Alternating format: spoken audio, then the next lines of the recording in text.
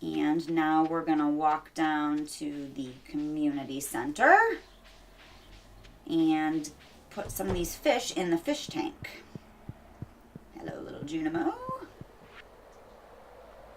All right, so in the lake fish bundle, this carp and the bullhead are both in there. So we've already got 2 of 4, which is great. I think the other 2 can't be caught in the spring, although maybe the largemouth bass can be caught. I'm not really sure. Slap of the bass.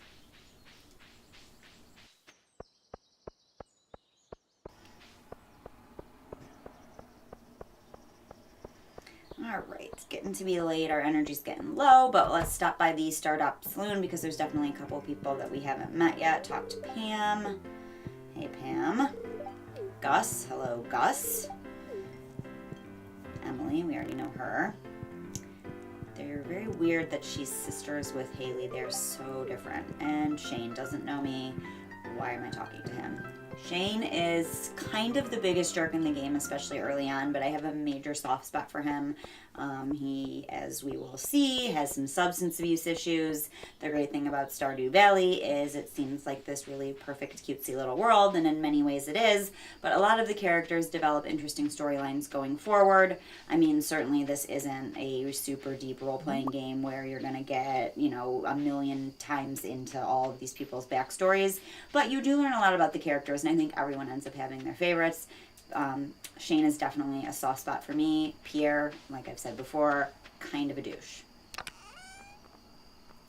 All right, so check and see what we need to save here. I'm gonna save that. And the daffodil, because those are great for gifts for people. A lot of people like flowers, as I said with the tulip, so they're good to have. And the rest of the stuff we can get rid of. It's 8:30, so we have some time. We've got orange in our energy bar, so what I would recommend that we do is maybe walk around and chop down some trees. That'll basically help our foraging skill. It will also be able to allow us to craft some more field snacks. Just pay attention to the tops of the trees that you are chopping. This isn't easy to do in other seasons, but in spring and summer you can see the smaller leaved trees like that are the maple trees that have acorns. Oh no, sorry, the acorns are the oak trees, duh.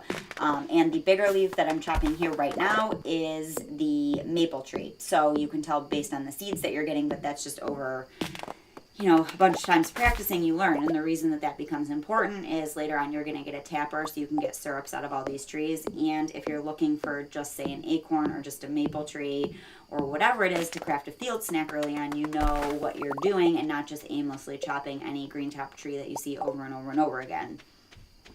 As I said in my earlier video, at this point in the game, don't bother clearing those stumps. You don't get any XP for clearing them. It just wastes your energy. Eventually, you're going to want that space for farming, or they're going to be in your way as you're trying to move around. But at this point, there's plenty of space to move around without having to worry about chopping those stumps. And you don't need to worry about expanding your farm too much because you just don't have the energy or the money to buy a million seeds, and it would take you forever to water them each day. And don't get me wrong, farming is profitable and you need to do it in order for the community center. But if you do it smart, like saving up for these strawberry seeds I'm talking about, you don't need basically this whole entire area in order to do your farming. You can keep it pretty much contained in front of your farmhouse in the first season or two without having to worry too much about getting rid of all those stumps and everything. Basically, so far, all we've had to do is get rid of a couple rocks and, you know, clear some of the weeds and all that. Walk around with this little torch. That's nice to have because it's dark. I'm going to set it right there so we have a little bit of light going forward. And we have an extra one of those maple seeds so we can craft another field snack. And save some stuff. Grab the watering can because we're going to use it first thing in the morning. Go fill it up. And you can see our energy bar just shook, so we are getting exhausted. So Allison is going to head to bed. Nighty night, everyone, and hope you enjoyed day 8 of my Stardew Valley Year 1 walkthrough. Have a great day.